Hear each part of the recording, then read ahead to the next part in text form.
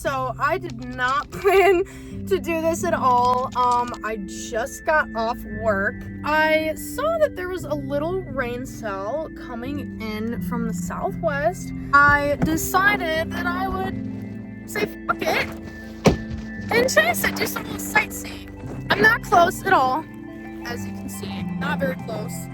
Just a nice little rain cell. That's what I decided to do. Just got off work, but hey, that's what storm chasers do, right? This is my other job.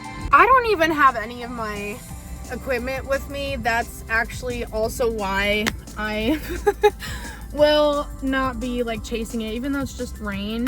Obviously anything could happen. I could get stuck, you know, there could be mud, there could be really weird flash flooding, even though we're not supposed to have that because it's just rain cell, but you never know with Mama Nature. I don't have my weather box with me, so I don't have my anemometer, I don't have my weather radio, I don't got my lightning detector, I don't even got my camera. I think it's just really important to remember that, especially when you're starting off, every single chase doesn't have to be severe weather. It doesn't have to be something that's gonna have a warning, or it doesn't have to be this, you know, this day with all these crazy outlooks and all these conditions that are gonna set something up for these big supercells to form or anything like that. I think a lot of the times that I have learned the stuff that I utilize now in my chases, it was actually when I wasn't really core punching or in the middle of any, you know, hectic situations. It was when I was either behind the systems or watching them roll in or from the side, and I was able to see the structure. I mean, you can't really see the structure when you're in the core, when you're in the middle of it.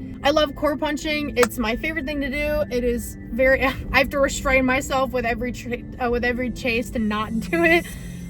Because like I said, in my opinion, you learn the most when you're not doing that. You know, when you're in a somewhat calm environment, you can see everything for what it is. You can take notes, you can make, you know, mental notes in your head, you can make connections on the field. That's how I made the connection that once an overshooting top happens, there's just an explosion of electricity and it shoots lightning all throughout the storm system. I didn't know that. I got to see it because I was able to see a system from all the way down in Milwaukee. So I was sitting here probably about 145 miles away, something give or take 150 miles away. Very cool. To this day, conditions were perfect. I saw it on the horizon. It looked like it was across the street. So it was very, very cool. But if I never got that opportunity, I never would have been able to make that connection. If I was on my phone and not watching, I never would have been able to make that connection. So it sucks that I wasn't able to get any pictures or videos that day of what I was seeing, or that night, I guess, because my phone actually died. That was when I first started chasing and I didn't have my power inverter yet. So that is when after that night, I never once left my house without my inverter in my car, because your phone dies out there, you're gonna be pissed, because I was pissed. It worked out for the best, you know. Like I said, I would not have been able to make that connection if I was on my phone. I honestly encourage people to chase simple rain cells, and you know, it gives you practice on tracking them, seeing if they're falling apart. Are they getting stronger? Are they sucking in juice from other cells around them? Very good way to get all that practice in, because you're not in a crazy situation where you need to, you know, focus, and you can't really focus on learning. You gotta focus on keeping yourself safe. But the more you learn, the easier it is to keep yourself safe. So this is gonna be a very, very short video, because I'm not I'm not doing an actual chase. I kind of just wanted to come out here for some views, but then I thought it'd be a good idea to kind of share my thoughts on that, because I think it's very important, especially for new chasers. I've seen a lot of posts, I don't know who it was, a chaser just got pulled over for going 98 miles an hour when it was raining, trying to catch up to a storm.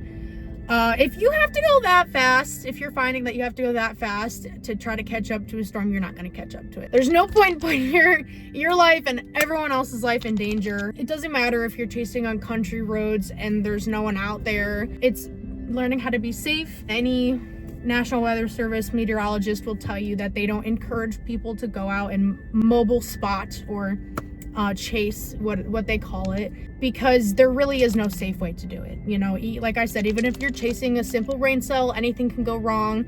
There could be a really, really random strong gust of wind that knocks over a power line or knocks something over and it lands on your car. Now you're stuck. Like, there's just so many things that could happen like that. It's always good to be prepared. Over prepared is what I say. That is some of the best pieces of advice I can give for new chasers, just to appreciate the beauty in even the small cells and appreciate the structure and the views that you get when you're not chasing necessarily a monster crazy tornado warned storm. I will be making more videos like this, tips, advice, installation videos with like any equipment or something. I am going to make a very short video on how I install my anemometer. I actually don't have it on right now, I know. If you find them helpful, let me know. If you want me to talk about anything specific, let me know. And everybody stay safe, have fun on your chases, kick ass.